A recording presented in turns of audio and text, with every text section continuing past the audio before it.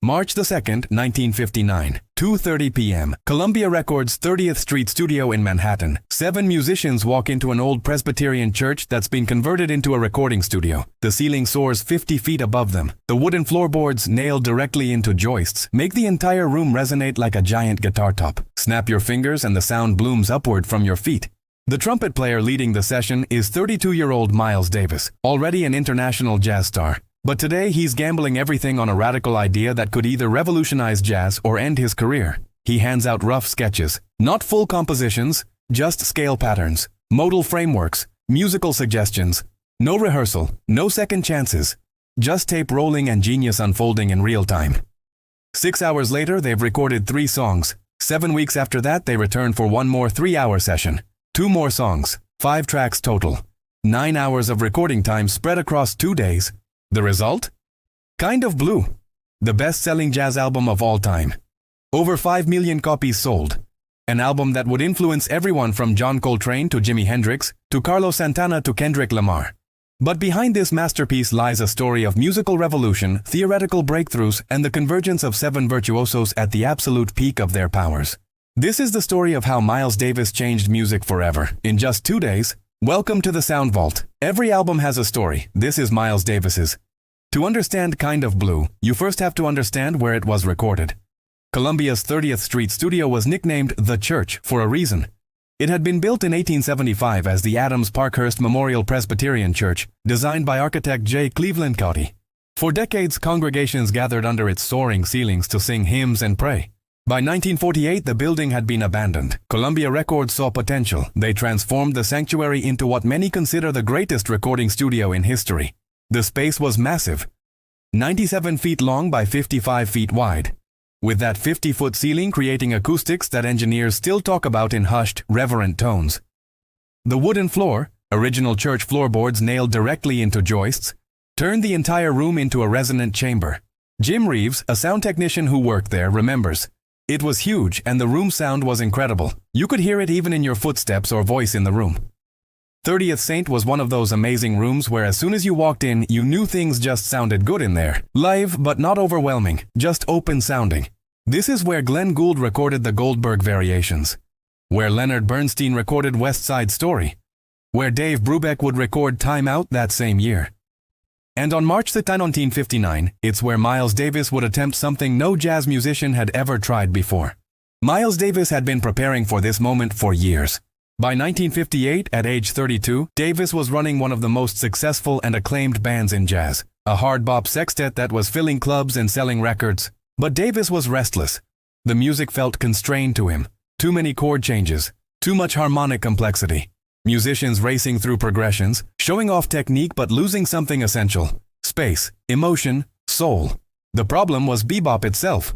In bebop and hard bop, improvisation was based on chord progressions, often complex sequences of chords that changed every bar or two. Soloists had to navigate these changes, outlining each chord with arpeggios and scales. It required incredible technical facility, but it also locked musicians into a harmonic straitjacket. Davis wanted freedom. He wanted his soloists to have room to breathe, to explore melodies without constantly chasing chord changes.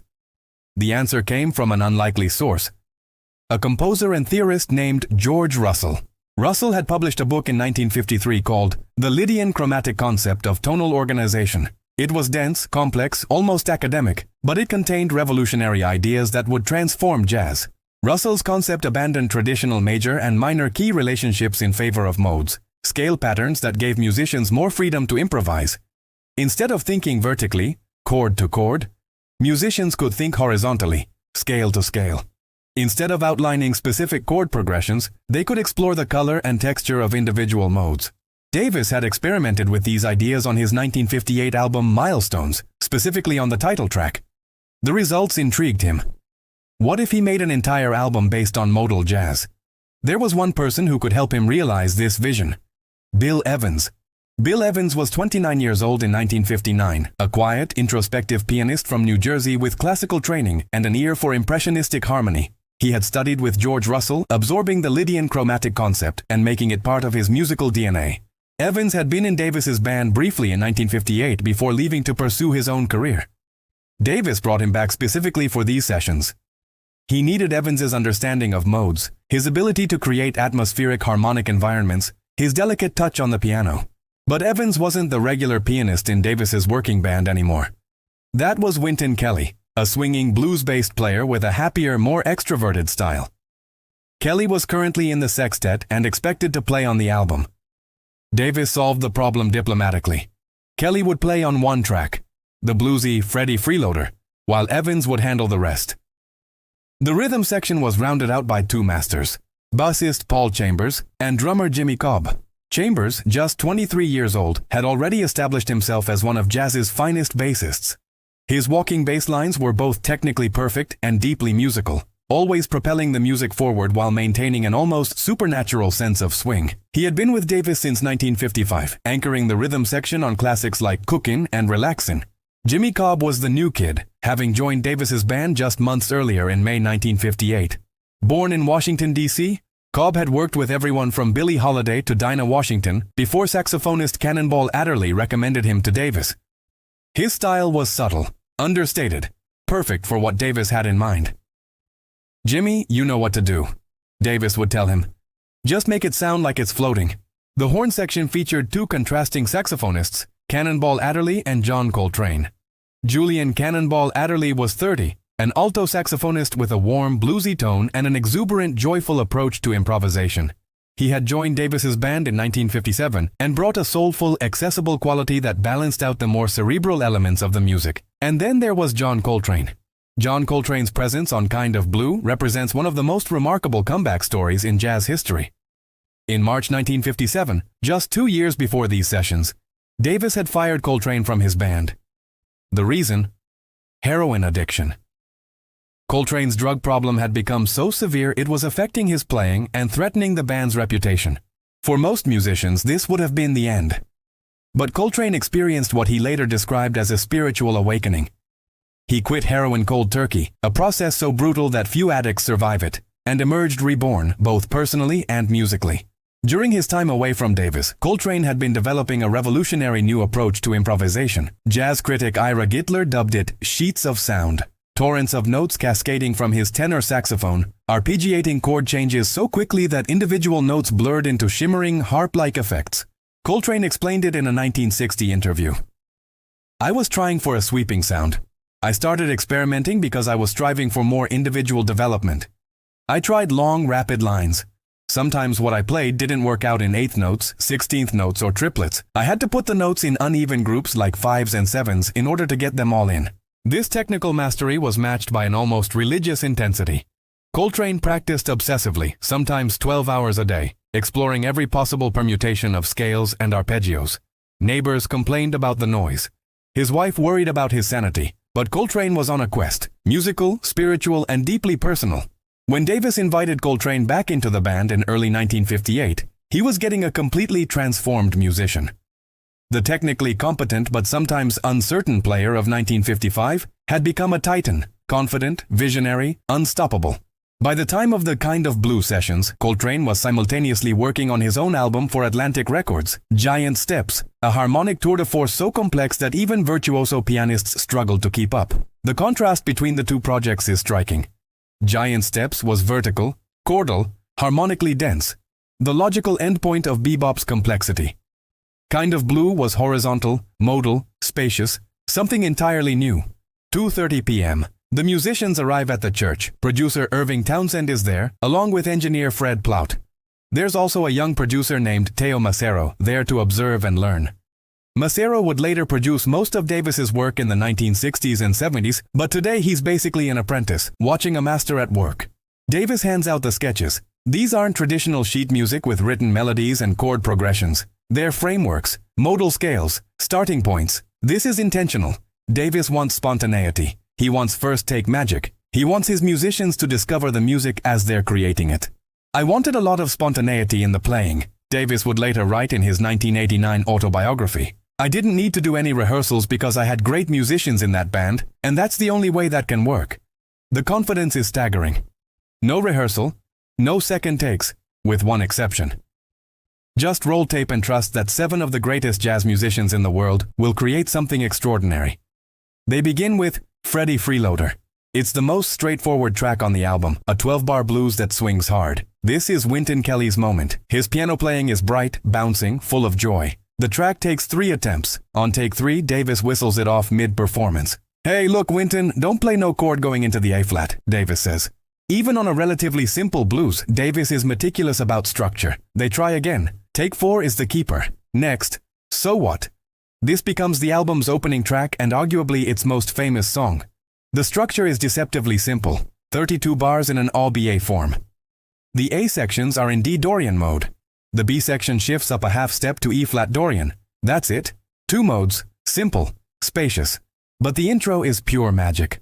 Paul Chambers plays a bass figure, dark, mysterious, probing. Bill Evans responds with quiet, questioning chords. They're having a conversation, just the two of them, exploring the harmonic space before the band enters. Then Chambers states the melody. That iconic, syncopated bass line that has become one of the most recognizable phrases in jazz history. Evans plays unorthodox 2-note chords underneath. The effect is like a fanfare, an invitation, a door opening into unexplored musical territory. Davis enters with his trumpet, muted, contemplative, finding melodic phrases that float over the modal framework. There's space between his notes. He's not filling every measure with virtuosic runs. He's telling a story, one carefully chosen phrase at a time. When Coltrane takes his solo, the contrast is stark. Where Davis is economical, Coltrane is prodigious. His sheets of sound pour out, exploring every corner of the D Dorian mode. But here, restrained by the modal structure, they're more focused, more purposeful than on his bebop recordings. Cannonball follows, his alto saxophone warm and bluesy, bringing a earthier, more soulful quality to the proceedings. Take 3 is the one. Perfect. The third song of the session is Blue in Green, a ballad so delicate it seems to barely exist.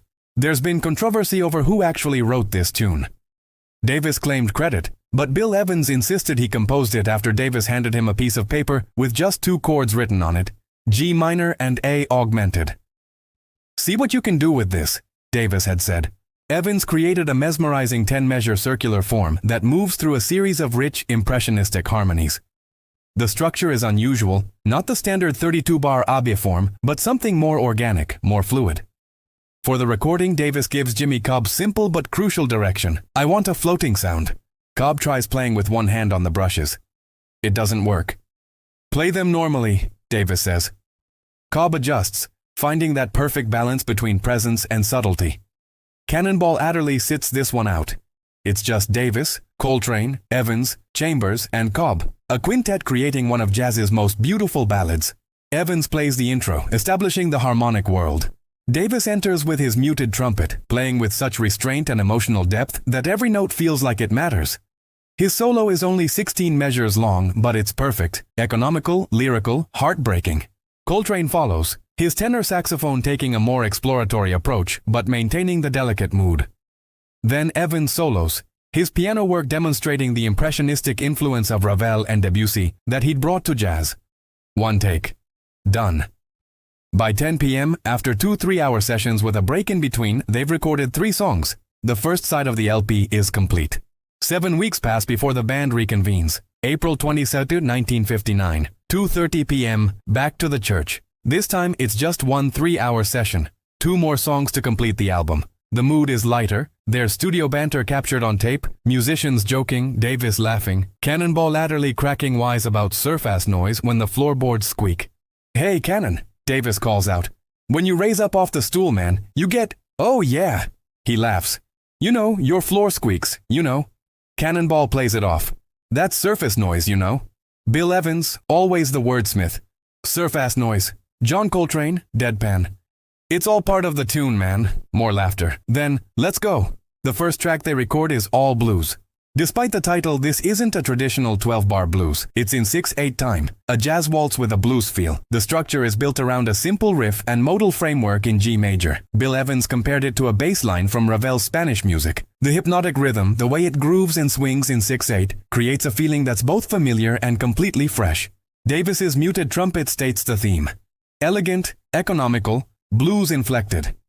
When the solos begin, each musician approaches the modal framework differently. Adderley's alto is joyous, bringing his big band background to bear with full-throated, swinging phrases. Coltrane's tenor explores the harmonic implications of the mode, finding notes and intervals that other saxophonists wouldn't even consider. Evans's piano work is crystalline, each note chosen with purpose. And Paul Chambers's walking bass line, steady, propulsive, perfect, keeps it all grounded and swinging. One take, magic. The final track is Flamenco Sketches. Originally, Davis had planned to call this All Blues and vice versa, but the titles got switched somewhere in the production process. The structure is unlike anything else on the album, or in jazz. Instead of a repeating chord progression or even a consistent modal framework, Flamenco Sketches moves through 5 different scales: C Ionian, A-flat Mixolydian, B-flat major, or Ionian, D Phrygian, and G major. Each soloist decides how long to stay on each scale before moving to the next. It's utterly open, utterly free, and utterly dependent on the musician's intuition and listening.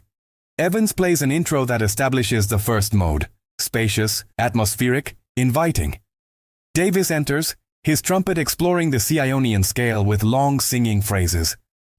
He takes his time, finding melodies that emerge from the mode rather than imposing bebop patterns on it. When he moves to the second scale, the mood shifts subtly. By the time he reaches the 5th scale, he's taken the listener on a complete journey: emotional, harmonic, spiritual. Coltrane follows, his tenor saxophone taking a more aggressive approach but still respecting the modal structure. His solo on Flamenco Sketches is considered one of his finest recorded performances: intense, searching, deeply felt. Adderley brings warmth and blues feeling to his solo, proving that modal jazz doesn't have to be cerebral. It can swing and sing. Evans's solo is a masterclass in restraint and voice leading, each chord change prepared and resolved with exquisite taste. They record one complete take. Davis isn't satisfied. They try again. Take 6 is the keeper. By 5:30 p.m. it's done. 9 hours total across 2 sessions, 5 songs. Kind of Blue is complete. 4 months later, Columbia Records releases Kind of Blue. The reception is immediate and enthusiastic. Jazz critics recognize they're hearing something revolutionary. Downbeat magazine gives it 5 stars. This is a remarkable album. Using very simple but effective devices, Miles has created an album of extreme beauty and sensitivity. This is the soul of Miles Davis, and it is a beautiful soul. Musicians are stunned. Pianist Chick Corea later said, "It's one thing to just play a tune or play a program of music, but it's another thing to practically create a new language of music, which is what Kind of Blue did." Herbie Hancock, who would later join Davis's second great quintet, noted that even professional musicians marvel at the improvisations, the way Davis and co improvised within the sound and structure of the compositions and moved into new uncharted territory. The album sells steadily, not explosively at first, but consistently, building an audience that crosses genre boundaries. Jazz fans buy it, rock fans buy it, classical music lovers buy it. So What becomes a jazz standard almost immediately. High school and college marching bands start playing it. The bass line enters the jazz canon as one of the most important phrases in the music's history. All Blues becomes another standard, its 6/8 groove and modal structure inspiring countless interpretations. By the end of 1959, Kind of Blue is recognized as a masterpiece, but nobody, not Davis, not the musicians, not Columbia Records, could predict just how enduring and influential it would become. But there's a dark footnote to the Kind of Blue story that's often overlooked. Between the March 2 session and the August 17 release, something happened to Miles Davis that would scar him, physically and psychologically, for the rest of his life. August 25, 1959, just 8 days after the album's release. Miles Davis is outside Birdland, the legendary New York jazz club where he's been performing. It's between sets. He's helping a white female friend get a cab. A police officer approaches, tells Davis to move on. Davis, one of the most famous jazz musicians in America, refuses. This is his workplace. He has every right to be there. The situation escalates. The officer strikes Davis with a nightstick, fracturing his skull. Other officers join in. Davis is arrested, beaten, and dragged into the police station bleeding. The incident makes headlines. Photographs of Davis with his head bandaged appear in newspapers. For a black man in 1959, America, even a famous one, asserting his rights can lead to violence. The physical scars healed. The psychological ones never did. Davis became more guarded, more bitter, more distrustful of white America. It affected how he interacted with audiences, with critics, with the music industry. The irony is crushing. Just as Kind of Blue is introducing millions of Americans to the genius of Miles Davis, the man himself is being beaten by police for the crime of existing in public while black. The sales numbers tell part of the story. Kind of Blue has sold over 5 million copies in the United States alone. Worldwide sales likely exceed 6 million. It remains the best-selling jazz album of all time. But the influence extends far beyond sales figures. Modal jazz became a dominant approach in the 1960s. John Coltrane expanded on the ideas explored on Kind of Blue, creating masterpieces like A Love Supreme and My Favorite Things that took modal improvisation even further. Bill Evans's trio work in the early 1960s, particularly with bassist Scott LaFaro and drummer Paul Motian, continued exploring the harmonic and rhythmic freedom that modal jazz offered. Beyond jazz, the album's influence spread everywhere. Rock musicians discovered it. Guitarist Duane Allman told journalist Robert Palmer, "That kind of playing comes from Miles and Coltrane, and particularly Kind of Blue. I've listened to that album so many times that for the past couple of years I haven't hardly listened to anything else." The Allman Brothers Band's song Dreams directly references all blues, with drummer Jimo Johansson deriving his drum part from Jimmy Cobb's work on Kind of Blue. Carlos Santana cited the album as a major influence. So did minimalist composers like Steve Reich and Philip Glass, who incorporated modal approaches into classical composition. Hip-hop producers sampled it. Rock bands covered it. Jazz students studied it. Every genre of American music felt its impact. In 2002, the Library of Congress added Kind of Blue to the National Recording Registry, recognizing it as culturally, historically, and aesthetically significant. Rolling Stone initially ranked it number 12 on their list of the 500 greatest albums of all time. By 2020, it had moved to number 31, not because its quality diminished, but because the magazine was trying to include more diverse genres. It remains the highest-ranked jazz album on any major greatest albums list. In 2019, the Recording Industry Association of America certified it 5X Platinum for shipments of over 5 million copies. The 7 musicians who created Kind of Blue went in different directions after 1959. John Coltrane left Davis's band in 1960 to form his own quartet. He spent the next 7 years pushing jazz into increasingly avant-garde territory, creating masterpieces like A Love Supreme before dying of liver cancer in 1967 at age 40. Many believe his spiritual intensity and relentless practice schedule literally burned him out. Cannonball Adderley continued with Davis until 1960, then formed his own quintet that became hugely popular in the 1960s and 70s, mixing jazz with soul and funk. He died of a stroke in 1975 at age 46. Bill Evans formed his own trio and became one of the most influential pianists in jazz history. His work with bassist Scott LaFaro and drummer Paul Motian set new standards for interactive conversational jazz. LaFaro died in a car accident in 1961, devastating Evans. Evans struggled with heroin addiction for decades before dying in 1980 at age 51. Wynton Kelly continued working with Davis until 1963, then led his own successful trio. He died of an epileptic seizure in 1971 at age 37. Paul Chambers stayed with Davis until 1963, then worked with Kelly and others. Alcoholism ravaged his health, and he died of tuberculosis in 1969 at age 33, the first of the Kind of Blue musicians to pass away. Jimmy Cobb had the longest life and career of any of the musicians. He continued playing and teaching into his late 80s, becoming the last living link to the Kind of Blue sessions, a role he held for nearly 3 decades after Miles Davis died in 1991. Cobb passed away on May 24, 2020, at age 91 from lung cancer. Miles Davis himself continued innovating for 3 more decades. He formed his second great quintet in the mid-1960s with Wayne Shorter, Herbie Hancock, Ron Carter, and Tony Williams, pushing jazz into new territory. In the late 1960s and 70s, he pioneered jazz fusion with albums like Bitches Brew and In a Silent Way. He remained a restlessly creative force until his death in 1991 at age 65. One detail about Kind of Blue that often gets overlooked: there was a technical error during the recording. One of the 3-track tape machines at the March 2 session was running slightly slow. When the engineers mixed the master tapes for the original LP release, they used the faulty tape, which made the album playback slightly sharp, about a quarter tone higher than the musicians had actually played. Nobody noticed for 38 years.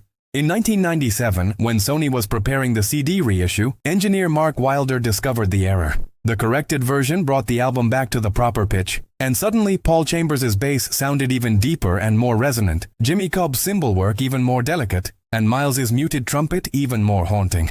The fact that Kind of Blue became the best-selling jazz album of all time while playing at the wrong speed is either ironic or proof that the music was so strong that even a technical flaw couldn't diminish it. There's one more controversy that's never been fully resolved. Who actually wrote Flamenco Sketches? The album credits Miles Davis, but Bill Evans insisted that he composed it, adapting it from a piece he'd been working on called Peace Piece. Pianist Chick Corea, who studied with Evans, claimed Evans told him directly that he wrote Flamenco Sketches, but that Davis took credit. Other musicians who knew both men have weighed in on both sides. What's certain is that Evans played a much larger role in shaping Kind of Blue than the album credits suggest. He brought modal concepts from his studies with George Russell. He helped develop the harmonic frameworks for several tunes. His piano work created the atmospheric sound world that defines the album. Whether he wrote Flamenco Sketches or not, Bill Evans was as essential to Kind of Blue as Miles Davis himself. A fact that Davis, despite his ego, actually acknowledged in interviews later in life. March 2nd and April 22, 1959, 9 hours total, 2 sessions, 5 songs. That's all it took to create the most influential jazz album ever recorded. There are no wasted notes on Kind of Blue, no showboating, no excess, just 7 master musicians at the peak of their powers, improvising over modal frameworks with a level of intuition and listening that seems almost telepathic. The album proved that jazz didn't need complex chord changes to be sophisticated. That space could be as powerful as notes. That simplicity and depth weren't contradictory. It proved that first takes could capture magic that rehearsed performances couldn't. It proved that taking risks, recording with no rehearsal, trusting the musicians, abandoning the bebop structures that had dominated jazz for 15 years, could lead to something transcendent. Miles Davis later said, "I wanted it to sound like it's floating. I wanted a lot of spontaneity." He got both. And he got immortality. Jimmy Cobb, the last surviving member of the sessions, summed it up best. Kind of Blue must have been made in heaven. Maybe it was. Or maybe it was just 7 geniuses walking into a converted church one day in 1959, trusting each other completely, and creating something timeless. 2 days, 9 hours, 1 masterpiece. This has been the Sound Vault. Every album has a story. And some stories, like Miles Davis's, teach us that the greatest art often comes from trusting the moment, taking the risk, and believing in the magic of first takes.